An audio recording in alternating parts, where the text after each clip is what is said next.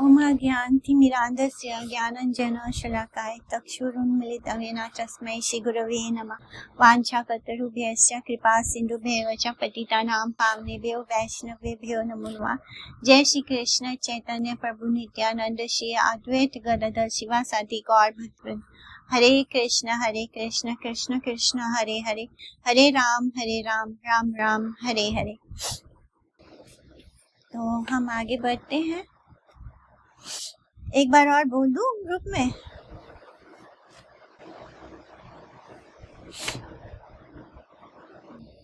हाँ आप कर दीजिए।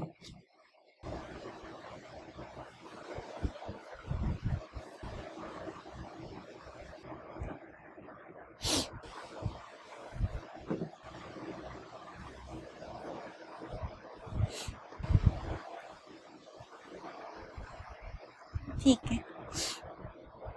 मुद्रा रसहिता नैवेद्येरा यत विधि, वेद रूपे आपनि बलेना गुणानिधि।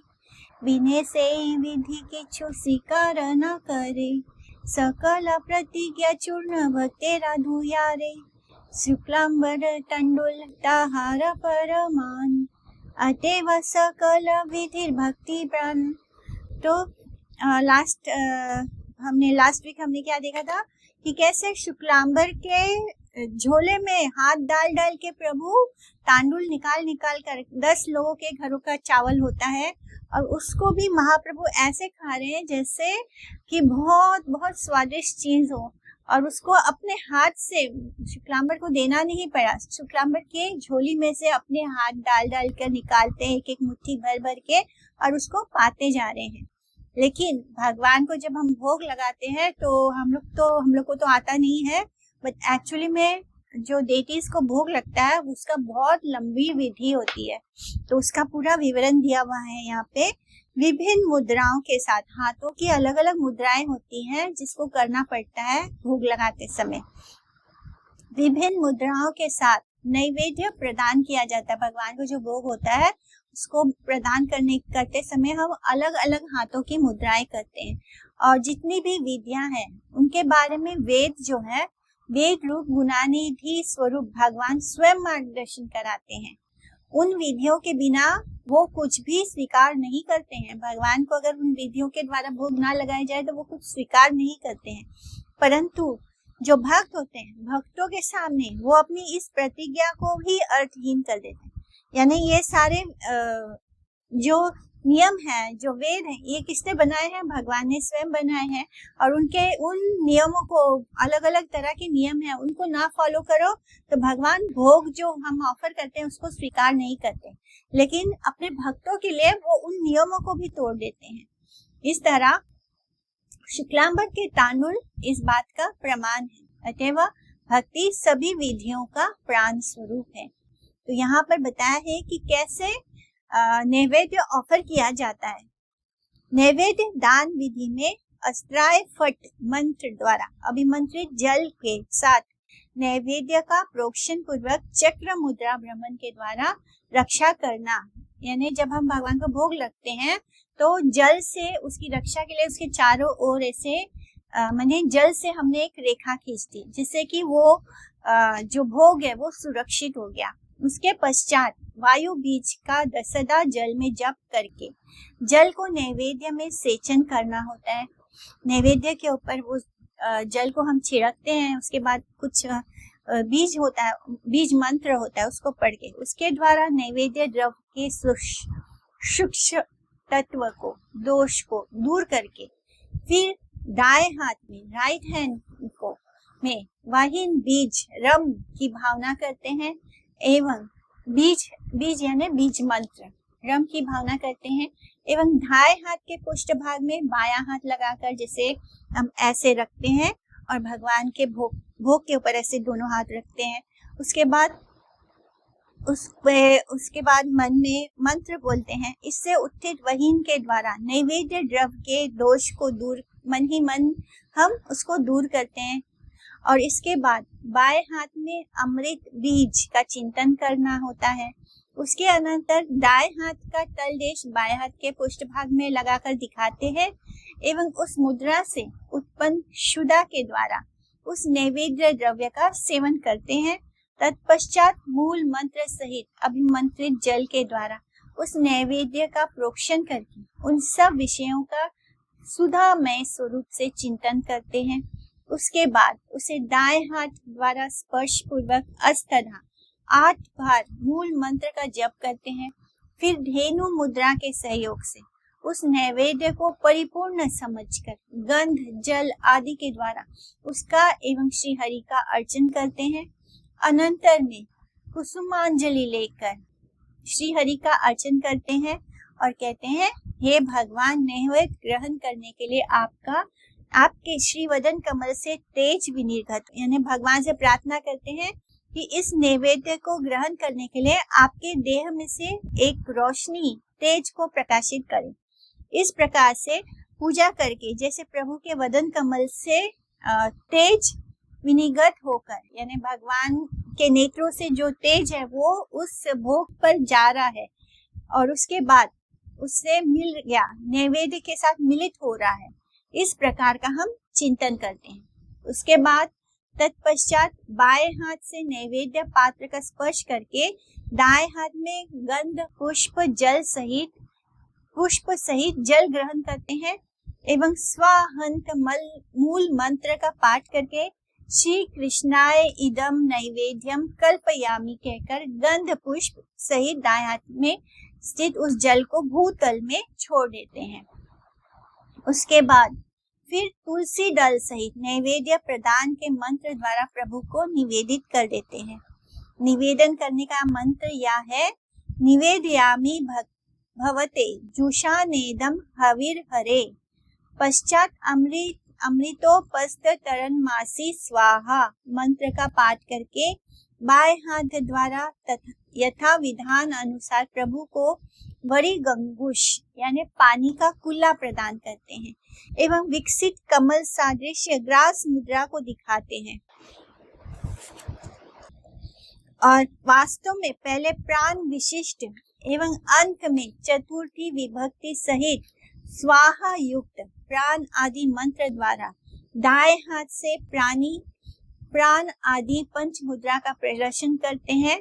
उसके बाद दोनों हाथों के अंगुष्ठों द्वारा अपनी दोनों अनामिकाओं का स्पर्श करके नैवेद्य द्रव्य का मंत्र जपते हुए नैवेद्य मुद्रा को दिखाते हैं। नैवेद्य मुद्रा का मंत्र है, थो नमा पराय अवात मने निरुद्धाय निवेद्यम कल्पयामी। भागवत भक्ति परायण जन अपने अभीष्ट मंत्र का नैवेद्य पदार्थ के मंत्र रूप में जप करते हैं एवं ग्रास मुद्रा दिखाते हैं और फिर हरि मुख कमल से जो तेज निष्क्रांत बाहर आने वाला होता है उसका चिंतन वे नहीं करते हैं, अर्थात शिष्टाचार के अनुसार प्रफुल्लित से श्री हरि को भोजन कराते। इस तरह ऐसे भगवान को ग्रास खिलाते हैं तो जैसे कि श्री हरि को भोजन करा रहे।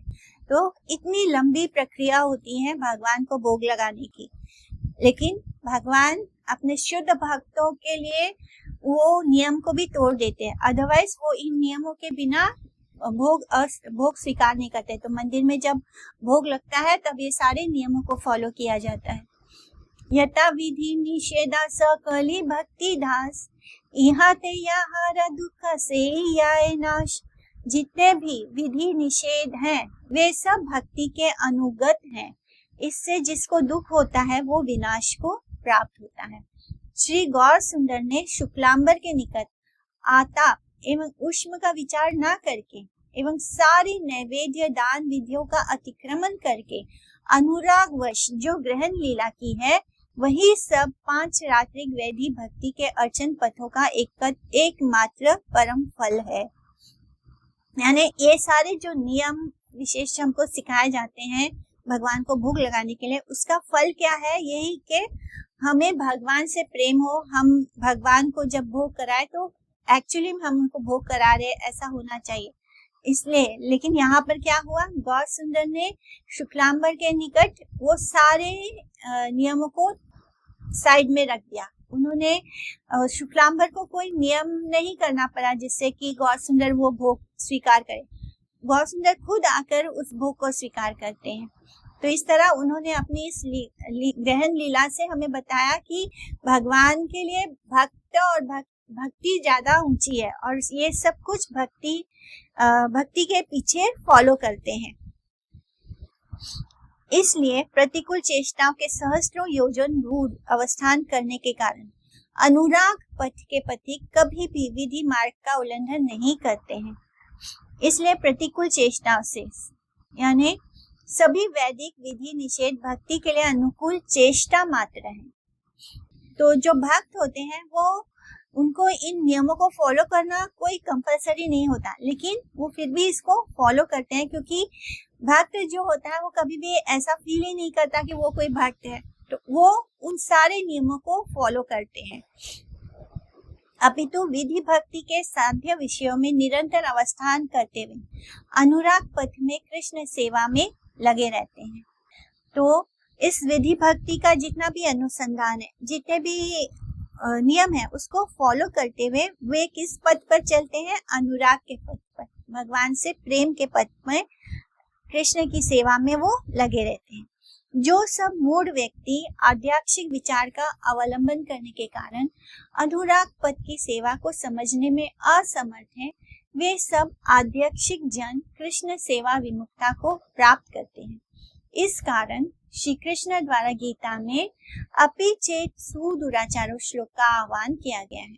इस विचार को ध्यान में रखते हुए पापी जीवन अथवा उच्च श्रृंखलता में अपस्वार्थ परता को कभी भी सहज भक्ति साध्य विषय के नाम से स्वीकार नहीं किया जा सकता, परंतु विषय आसक्त प्राकृत सहजिया इस बात को समझने में असमर्थ होकर शुद्ध भक्त एवं भक्ति के प्रति विद्रोह करके नरक पथ के पथिक बन जाते हैं। इस तरह भगवान के जो भक्त होते हैं वो जरूरी नहीं कि शुरू से ही वो भक्त हो। इसलिए ये जो श्लोक है भगवद गीता का, अपि चेत सुदुराचारो, यानी अगर कोई व्यक्ति बहुत बुरा उसका पास्ट में वो बहुत बुरा था, जैसे जगाई और मथाई, वो तो चोर हैं, लेकिन फिर भी अगर आप एक बार भक्ति के पथ में आ गए, अगर आपने एक बार कृष्ण को स्वीकार कर लिया है और आप कृष्ण के भक्ति कर ही रहे हैं, तब भी अगर आपसे अनजाने में कोई गलती हो रही है, इसका मतलब ये नहीं कि हमें उस व्यक्ति के साथ दुर्व्यवहार करना है। लेकिन जो सहजिया होते हैं वो भगवान का और भक्त का जो अनुराग है उसको नहीं समझ पाते, वो प्रेम पद को नहीं समझ पाते, वो केवल दिखावा और आडंबर को ही मानते हैं। और इस कारण क्या होता है, उन सहजियों का नाश होता है, वो नरक पथ के पथिक बन जाते हैं। भक्ति विधि मूल कही लेना वेद व्यास, साक्षात गौरांगता करिला प्रकाश, मुद्रा नाही करे विप्र नादी ले आपनी, तथापि तांडूल प्रभु खाइला यतने। सारी विधियों का मूल है भक्ति। स्वयं वेद व्यास ने ये कहा है, गौरांग चंद्र ने इसे साक्षात रूप में प्रकाशित किया है। विप्र ने कोई मुद्रा नहीं दिखाई, यहाँ पे मुद्रा को धन नहीं समझना है, मुद्रा नहीं दिखाई यानी हाथों से जो मुद्राएं करके हम भगवान को भोग लगाते हैं वो वाली मुद्रा नहीं दिखाई, ना ही उन्होंने अपने आप अर्पण किया, ना ही उन्होंने खुद जाके भगवान को भोग लगाया। फिर भी प्रभु ने यत्न पूर्वक, भगवान क्या करते हैं, उनके झोले में हाथ डालकर तांडूल निकाल कर खाते हैं। इस तरह प्रभु ने यत्न पूर्वक उन तांडुल को जबरदस्ती उनके झोले में हाथ डाला, तांडुल निकाला और खा लिया। तो यहाँ पर जितने भी हम जो इस वैदिक भक्ति के नियमों को फॉलो करते हैं वो इसलिए होता है ताकि उसके द्वारा हम हमारे हृदय में जो भगवान के लिए प्रेम है वो जागृत हो जाए। तो लेकिन इसका मतलब ये नहीं कि सिर्फ वैदिक भक्ति ही करना है। वैदिक भक्ति इसलिए होता है ताकि हम धीरे धीरे भक्ति के पथ पर आगे बढ़ सके। मेन चीज होता है वो भक्ति होता है। तो अनुराग इज द मेन, अनुराग के पथ पर हमें चलना है, यानी प्रेम पथ पर चलना है।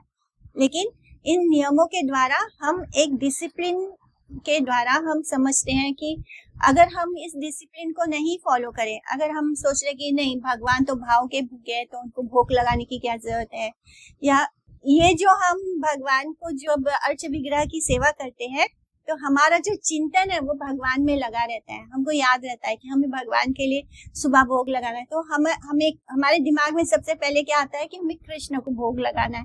तो कृष्ण के साथ ये धीरे धीरे हमारा संबंध बनता है। इसलिए हम अर्च विग्रह की सेवा करते हैं, हम इन विधि भक्ति के नियमों को फॉलो करते हैं। बट ये विधि भक्ति ही हमारा लक्ष्य नहीं है, हमारा लक्ष्य प्रेम भक्ति है। स्मर्तव्यम सततम विष्णु विस्मर्तव्यो न जातुचिता सर्वे विधि निषेधा स्यूरे तयोरेवा किंकरा।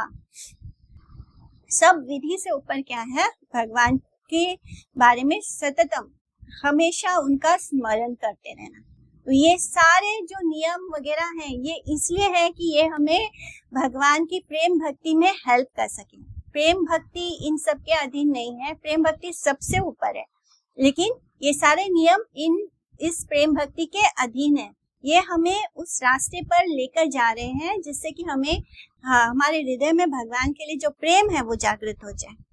श्री वेद व्यास ने स्मृति पुराण आदि में जो विधि भक्ति की कथाओं को लिपिबद्ध करके लिखा है, करके जिस विधि निषेध की स्थापना की है उसका यथा योग्य स्पष्टीकरण श्री गौर सुंदर एवं उनके निरूपण तुलना रहित दासों के चरित्र में अभिव्यक्त हुआ है।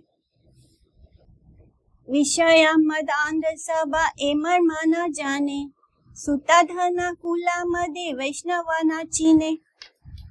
जो विषयों के मद में अंधे लोग हैं, जो मटेरियलिस्टिक है, वो इन सब बातों के मर्म को नहीं जानते।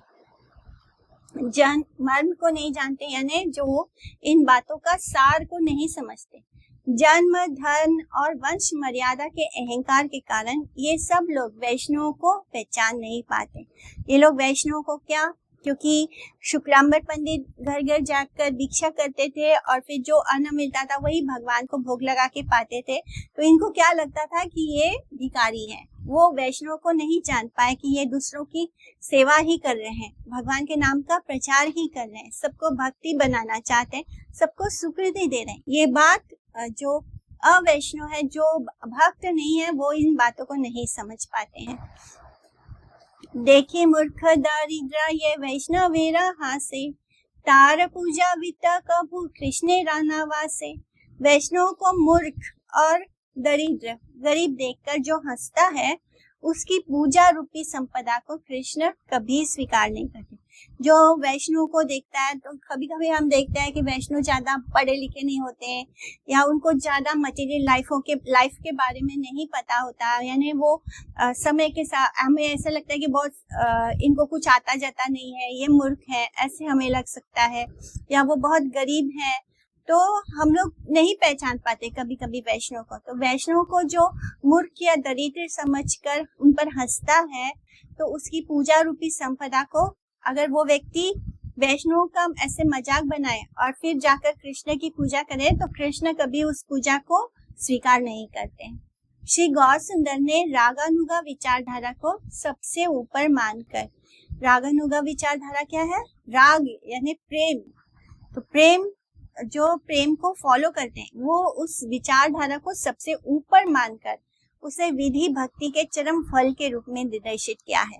माने जो हम विधि भक्ति, जो नियमों के द्वारा भगवान की भक्ति करते हैं, उसका जो फल है वो क्या है, रागानुग भक्ति यानी प्रेम भक्ति, तो वही उसका चरम फल है। इससे ये जानकारी मिलती है कि अर्चना पथ की सभी व्यवस्थाओं का अतिक्रमण करते हुए भी अनुराग पथ की महिमा एवं मधुरिमा सर्वोच्च स्थान पर अवस्थित है। यानी इस विधि मार्ग में महाप्रभु ने क्या किया, इस विधि मार्ग के जितने भी नियम कायदे हैं उन्होंने उसको अतिक्रमण कर दिया, यानी वो उन्होंने उसको माना ही नहीं। सीधा किस चीज को उन्होंने देखा, उन्होंने अपने भक्त के प्रेम हृदय को देखा। इसी तरह जो अनुराग का पथ है उसकी महिमा, यानी उस विधि विधान को ना फॉलो करने के बावजूद भगवान का जो प्रेम है, जो भगवान के प्रति जो अनुराग है, उनका जो मधुरिमा है, वो हमेशा सबसे ऊपर अवस्थित है, वो सबसे ऊपर है। जो लोग इंद्रिय जनित विचारधारा का अवलंबन लेकर सेंस ग्रेटिफिकेशन अपने आप को बहुत उन्नत समझते हुए, यानी ये तो हमारी पूरी सोसाइटी ऐसे ही है जहाँ पे लोग मटेरियल चीजों को इकट्ठा करते हैं, बहुत धन संपदा, बहुत हाई एजुकेशन है, वंश मर्यादा, ऊंचे कुल में जन्म है। तो ऐसे जो लोग हैं वो लोग मटेरियल चीजों में बहुत एकदम मटेरियल चीजों की उनके पास कोई कमी नहीं है, तो वो लोग इसको इकट्ठा करके अपने आप को बहुत उन्नत समझते हुए वैष्णव के प्रति प्राकृत तत्व का विचार, बिकॉज उनका जो विचारधारा है वो मटेरियलिस्टिक हो जाता है, प्राकृत हो जाता है, इसलिए वो क्या सोचते हैं, वो वैष्णव के प्रति भी वैसा ही प्राकृत तत्व विचार रखते हैं।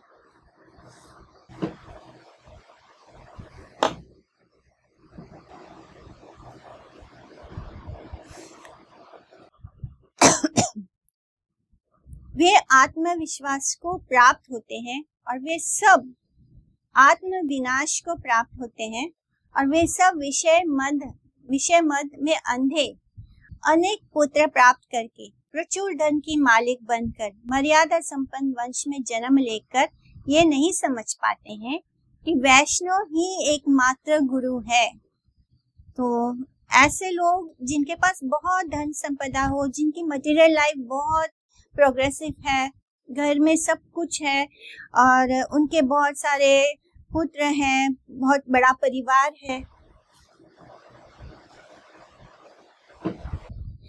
इस तरह वो लोग क्या करते हैं, वो उन विषयों में अंधे होकर बहुत धन वगैरह मर्यादा संपन्न, वो लोग नहीं समझ पाते कि जो वैष्णव होता है वही एकमात्र गुरु है।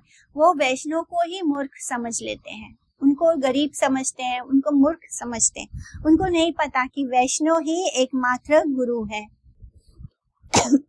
आचार्य वंश में जो कृत्रिम अर्चना एवं दीक्षा प्रदान इत्यादि वंशोचित क्रिया प्रचलित है वो मदांधता मात्र है। इसलिए ही जाति गोस्वामीवाद के विचार समूह वैष्णव को निर्देशित करने में असमर्थ होते हैं। पंडित कुल प्रचुर परिमाण में स्व अध्याय में निरत होकर भी स्व अध्याय फल लब्ध वैष्णव की अनभिज्ञ मूर्ख समझते हैं। तो जो पंडित कुल के लोग हैं वो बड़े ऊंचे कुल के होते हैं, वो अपना सारा समय किसमें, स्व अध्याय में इन्वेस्ट करते हैं, यानी वो सारे शास्त्रों को पढ़ते हैं, लेकिन फिर भी इस स्व अध्याय से, इन शास्त्रों के ज्ञान को पढ़कर भी वो वैष्णव को समझ नहीं पाते, वो भी वैष्णव को मूर्ख ही जानते हैं। उससे मात्र वैष्णव की पहचान क्या है कि वो कृष्ण के अलावा और किसी को नहीं जानता, वो केवल कृष्ण को ही मानता है, कृष्ण नाम ही उसके लिए सब कुछ है, भले उसने सारे शास्त्रों का अध्ययन ना किया हो। एक होता है शास्त्रों को अध्ययन करना, एक होता है भक्ति मार्ग। भक्ति मार्ग में हम बहुत ज्यादा शास्त्रों का अध्ययन नहीं करते, हम भगवान के प्रेम को ज्यादा इम्पोर्टेंस देते हैं, भगवान के नाम को ज्यादा इम्पोर्टेंस देते हैं। तो जो वैष्णव होता है वो दिखने में कभी कभी वैष्णव का हृदय कैसा होता है, वो दूसरों के दुख को देखकर दुखी होता है, लेकिन जो पंडित होते हैं उनको इस बात का अभिमान होता है कि हमने सारे शास्त्रों का अध्ययन किया। इस कारण वो अभिमान क्या होता है, वो अभिमान के कारण वो वैष्णव को मूर्ख जानते हैं, उनको मूर्ख समझते हैं और उनको अभावग्रस्त या दरिद्र के रूप में जानते हैं, और इस बात के कारण उनका मजाक बनाते हैं, उपहास करते हैं। परंतु उस प्रकार के दाम्भिक की पूजा, और लेकिन इस प्रकार का जो व्यक्ति होता है जो वैष्णव को नहीं देख पाता, भले ही उसने सारे शास्त्रों का अध्ययन कर रखा है, उसको सारे नियम विधि वगैरह पता है कि भगवान को कैसे भोग लगाते हैं, क्या सारे नियम से, वो सब कुछ उसको पता है, लेकिन ऐसा व्यक्ति जब भगवान की पूजा करता है, उनको वस्तु अर्पित करता है, तो भगवान क्या करते हैं, उसको अस्वीकार कर देते हैं, क्योंकि उसने वैष्णव का मजाक उड़ाया। इस तरह भगवान उसके पूजा उपकरणों को कृष्ण जो है वो कभी भी स्वीकार नहीं करते हैं। दरिद्र वैष्णव का सर्वस्व ही समर्पण प्रापंचिक अन्य वस्तु समूह में उसकी लोभहीनता का परिचय को दर्शाता है। इसलिए एकांतिक वैष्णवता ना होने तक कृष्ण की तुष्टि नहीं हो सकती है। जब तक हम एकांतिक भक्ति ना करें, हम कृष्ण के अलावा हमारे जीवन का कोई और हमारा सहारा नहीं है, हम अगर केवल कृष्ण के भरोसे पे जीते हैं, उसी को एकांतिक भक्ति कहते हैं कि हम हर परिस्थिति में केवल और केवल एकमात्र कृष्ण पर डिपेंडेंट है और हमको किसी से कुछ नहीं, तब ही कृष्ण को तुष्टि होती है। एशाम सा एशा भगवान श्लोक एवं यस्याहम अनुगृहाणामि श्लोक इस प्रसंग में अनुशीलन के योग्य है। स्वप्नकालीन वस्तु लाभ प्रतीति की अकिंचित करता तुच्छता की भांति प्रपंच में अवस्थित जागरण काल के विचार की नश्वर वस्तु प्राप्ति की अकिंचित करता का वैष्णव हर समय विचार करते रहते हैं। अतएव प्राकृत सहजिक की भांति भोगी कुल से वे सदैव बहुत दूर अवस्थान करते हैं। किंतु पुंडरीक विद्यानिधि राय रामानंद प्रमुख भक्ताधिराज गणों की संपत्ति को देखने से जो विषय चेष्टा की प्रापंचिकता अध्यक्षिक लोगों के नयन गोचर होती है, वह उन लोगों की विडंबना विधि के लिए है, क्योंकि वे विषय मधान है। तो जो भक्त होते हैं वो सदैव वो अपने आप को ऐसे मटेरियलिस्टिक लोगों से दूर रखते हैं जिनका सारा ध्यान प्रापंचिक यानी संसार के भोग वस्तु को इकट्ठा करने में लगता है, लेकिन वो दिखने में बड़े गरीब से लगते हैं। लेकिन यहाँ पर पुंडरीक विद्यानिधि के बारे में आता है, जो हम पीछे पढ़ चुके हैं। पुंडरीक विद्यानिधि जो दिखने में ऐसे लगते थे, उनके लंबे लंबे केश थे और वो बड़े ठाट बाट से लग्जरी लाइफ जी रहे हैं। तो ऐसे भक्त भी होते हैं जो दिखने में बहुत रिच लगते हैं, लेकिन जो मटेरियलिस्टिक लोग हैं वो उनको भी अपने जैसा मान लेते हैं कि ये भी केवल धन संपदा में लगे, बट रियलिटी में क्या है, ये अपने आप को दुनिया से छुपा कर रखते हैं, अपनी भक्ति को छुपा कर रखते हैं। इसी तरह राय रामानंद जो है वो गवर्नर थे, वो जो मुस्लिम राजा था उसके यहाँ पर राय रामानंद गवर्नर थे। पुंडरीक विद्यानिधि भी बहुत रिच थे। तो ऐसे भी लोग शुद्ध भक्त हैं भगवान के, लेकिन दूसरों के आंखों के सामने क्या दिखाई देता है कि ये सभी लोग प्रापंचिक हैं, ये सभी लोग मटेरियलिस्टिक हैं। वह उन लोगों की विडंबना विधि के लिए है। तो ऐसे लोगों को और ऐसे लोगों की नजरों में वो आना नहीं चाहते कि वो अपनी भक्ति को छुपा कर रखते हैं। इस तरह कृष्ण ही एकमात्र विषय है, उन्हें छोड़कर दूसरा कोई विषय है ही नहीं। इसको बोलते हैं एकांतिक भक्ति। इस प्रकार की प्रतीति विष्णु भक्त के लिए एकमात्र ही लोभनीय वस्तु है।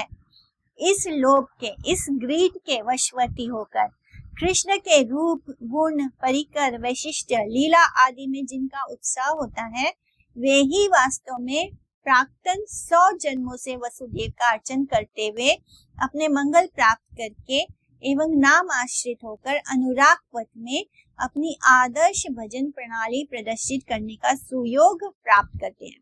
तो ऐसे भक्त जब हम मिलेंगे जो कि जिनके लिए कृष्ण के अलावा और कुछ है ही नहीं, तो ऐसे जो भक्त होते हैं उन्होंने अपने 100 जन्म भगवान की भक्ति की होती है, तब जाके वो इस लेवल पर होते हैं कि वो केवल और केवल कृष्ण के लिए होते हैं।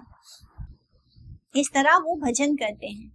ना भजति कुमा निशाम सा इज्याम हरि आराधनात्म धन प्रियो रसज्ञा श्रुता धन कुला कर्मानम मदैर ये विदति पापं किंचनेषु सत्सु। अनुवाद: श्री हरि केवल साधुओं के वश में है। शुद्ध भक्त, साधु माने शुद्ध भक्त, असत्य व्यक्तियों की पूजा तक वे ग्रहण नहीं करते हैं।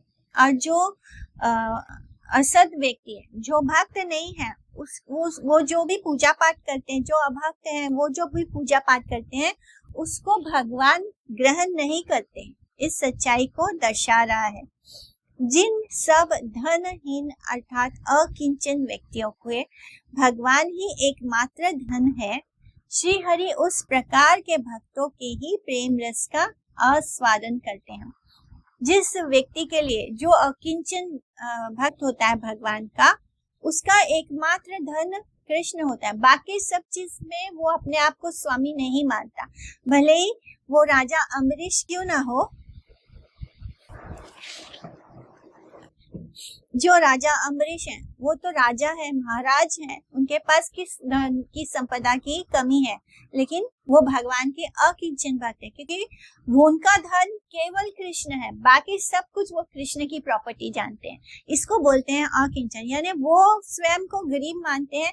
उनका एकमात्र धन क्या है? कृष्ण है। वो मटेरियली अपने आप को गरीब जानते हैं, क्योंकि वो सोचते हैं ये सब कुछ जो कुछ भी है वो सब कुछ कृष्ण का है। तो केवल ऐसे लोगों का धन कौन है? कृष्ण है। भगवान ही एकमात्र धन है। श्री हरि जो है वो इस प्रकार के भक्तों के ही प्रेम रस का आस्वादन करते हैं। तो भगवान जब उनके तांदुल खा रहे हैं तब वो क्या इस बात को टेस्ट कर रहे हैं? भगवान अपने भक्त का प्रेम रस का आस्वादन कर रहे हैं, यानी भगवान अपने भक्त के प्रेम को चख रहे हैं, इसलिए वे उन लोगों को ही अपना प्रिय समझते हैं। तो भगवान अपने भक्तों को ही अपना प्रिय समझते हैं। अतएव जो व्यक्ति पांडित्य, धन, अभिजात एवं कर्म के अहंकार में मत होकर अकिंचन साधुओं की निंदा करते हैं, श्री हरि उन सब कुमनीषियों की पूजा कभी भी स्वीकार नहीं करते हैं। ऐसे लोग बड़े बड़े उत्सव करते हैं, बहुत बड़ा बड़ा बोलेंगे कि हमने बड़ा बड़ा पूजा रखा है, बड़ा यज्ञ हवन कर रहे हैं, तब भी भगवान उन लोगों की ये सब चेष्टा को अस्वीकार करते हैं। भगवान केवल अपने भक्तों के द्वारा कुछ ऑफर होता है उसको स्वीकार करते हैं। बाकी अगर कोई बहुत अपने आप को बड़ा पंडित समझता है, या कोई अपने आप को बहुत धनवान जानता है, कोई बड़ा ऊंचे कुल में जन्म लिया है, किसी को अपने बिजनेस वगैरह इस सब का बहुत, कर्म का बहुत अहंकार है, इसमें ये लोग क्या करते हैं? ये लोग गरीब लोगों को देखकर तो उनको नहीं पहचान में आता है कि कौन भिखारी है और कौन भक्त है। वो अकिंचन साधुओं की निंदा वगैरह भी करते हैं। तो ऐसे लोग अगर भगवान को कुछ भी ऑफर करें तो भगवान उनका कोई भी चीज नहीं स्वीकार करते हैं। अकिंचन प्राण कृष्ण सर्व वेदे गाय, साक्षात गौरांग एई ताहरे दिखाए। कि कृष्ण जो है अकिंचनों के प्राण स्वरूप हैं। संपूर्ण वेद इस सच्चाई का कीर्तन करते हैं। साक्षात भाव से गौरांग चंद्र ने इस बात को, प्रैक्टिकली गौरांग प्रभु ने इस बात को दिखा दिया कि भगवान जो होते हैं वो केवल अकिंचन भक्तों के प्राण स्वरूप हैं। और पूरा वेद, जितना भी वेद है, वो इस बात को ही दर्शाता है। लेकिन वेद जो है हर किसी के समझ नहीं आता। भले कोई बहुत बड़ा पंडित हो, उसने सारे वेदों को पढ़ रखा और चतुर्वेदी अपने नाम के आगे लगा देते हैं, तो ऐसे लोग पूरा वेद कंठस्थ भी कर लें, अगर उन्होंने किसी भक्त के द्वारा वेदों का मर्म नहीं जाना है तो उनको वेद में ये चीजें नहीं दिखाई देगी। वेद जो है वो परोक्षवाद के रूप में है, यानी उनके अंदर गूढ़ रहस्य को छुपा रखा है। जगत में किसी भी वस्तु के प्रति जिसकी तनिक भी आसक्ति नहीं है, यानी जिसके मन में इस मटेरियल वर्ल्ड की किसी भी चीज के प्रति कोई भी आसक्ति नहीं है, कोई भी अट्रैक्शन नहीं है, कृष्ण इस प्रकार के अकिंचन के ही प्राण स्वरूप है। तो कृष्ण जो है ऐसे ही भक्त के प्राण स्वरूप है। सभी वेद शास्त्र एवं वेदानुग शास्त्रों ने इस बात का कीर्तन किया है। गौर सुंदर उस वैदिक निगूढ़ सत्य के एकमात्र आचार्य एवं प्रचारक हैं, जिनके अनुगत दासगण आध्यात्मिक इंद्रिय से उपलब्ध ज्ञान की अकिंचित करता निरर्थकता एवं वेद संग्रह कार्य में सुनिपुणता का प्रकाश करते हैं। जो लोग शुक्लांबर गौरसुंदर की लीला कथा का श्रवण करते हैं, उनको चिन्मय कर्ण वेद संस्कार प्राप्त होता है एवं चैतन्य देव के चरणों में प्रेममयी सेवा करके वे भक्ति मठ के भिक्षु के रूप में गौड़िया नाम से परिचित होते हैं। परंतु अपने आप को गौड़िया नाम से परिचित कराकर वे चैतन्य चरण सेवा से बहुत दूर अवस्थान पूर्वक गोविंद सेवामुख होकर आत्मपात पाद के लिए कभी भी चेष्टा नहीं करते हैं। इस तरह जो भी इस कथा को सुनेगा, उसको लीला कथा का जो भी ये श्रवण करेगा शुक्लांबर और गौरसुंदर के, उनको चिन्मय कर्ण भेद संस्कार का फल प्राप्त होगा और चैतन्य देव के चरणों में प्रेम में ही सेवा करके वे भक्ति मठ के भिक्षु के रूप में गौड़िया नाम से परिचित होते हैं। शुक्लांबर तांडुल भोजन एई सुने, से ही प्रेम भक्ति पाए चैतन्य चरणे। श्री कृष्ण चैतन्य नित्यानंद चांद जान, वृंदावन दास तछु पद युगे गान। जो कोई भी शुक्लांबर के तांडुल भोजन की इस कथा को सुनते हैं, उनको चैतन्य चरणों में प्रेम भक्ति मिलती है। श्री कृष्ण चैतन्य तथा नित्यानंद चांद जिनके जीवन है, वे वृंदावन दास उनके श्री युगल चरणों में उनकी महिमा का गान कर रहे हैं। इति श्री चैतन्य भागवते मध्य खंडे शुक्लांबर तांडुल भोजनम नाम षोडशो अध्याय। इति षोडश अध्याय का गौड़ीय भाष्य समाप्त होता है। तो हमने 16 चैप्टर्स पूरे कर लिए हैं और कल आप लोगों का टेस्ट है एंड किसी को अभी भी कुछ डाउट है तो पूछ सकते हैं। कल 8:30 को आपको लिंक दिया जाएगा and it will only take 10 minutes. आपको पेपर सॉल्व करने में 10 मिनट, ज़्यादा से ज़्यादा 15 मिनट लगेंगे, उससे ज़्यादा नहीं लगेगा। तो आई होप आप सबने प्रिपेयर किया है और कोई डाउट है तो यू कैन आस्क। हरे कृष्णा। किसी को डाउट है, कुछ पूछना है? ओके ठीक है। आज तो किसी ने अटेंड भी नहीं किया, बहुत कम स्टूडेंट्स हैं। वांछा कल्पतरुभ्यश्च कृपा सिंधुभ्यः वच पतितानां पावनेभ्यो वैष्णवेभ्यो नमो नमः। हरे कृष्णा। आप सभी को दंडवत प्रणाम।